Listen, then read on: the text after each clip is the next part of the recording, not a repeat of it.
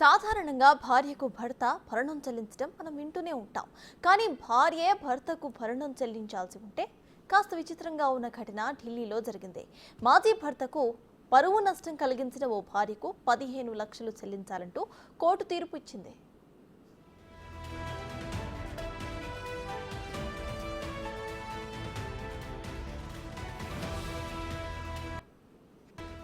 ఢిల్లీలోని సునీల్ బెనివాల్కు 2001లో వివాహమైంది. 2009లో అతని భార్య వదిలి వెళ్లిపోయింది. అనంతరం అతని కుటుంబ సభ్యులపై కోర్టులో పలు కేసులు వేసింది. చాలా కాలం న్యాయ పోరాటం తరువాత ఇద్దరు కూడా 2021లో విడిపోయారు. ఆ తర్వాత ఎవరికి వారే అన్నట్లుగా జీవనం సాగించారు. ఇక్కడితో ఆగిపోలేదు. విడాకులు అయినా కూడా బెనివాల్ను ఆమె మాజీ భార్య వదిలిపెట్టలేదు.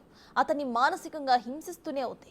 దీంతో అతను అనారోగ్యం పాలయ్యాడు. తనకు న్యాయం చేయాలంటూ కోర్టును ఆశ్రయించాడు. దీనిపై విచారణ చేసిన న్యాయస్థానం బెనిలాల్ మాజీ భార్యకు 15 లక్షల ఫైన్ విధించింది.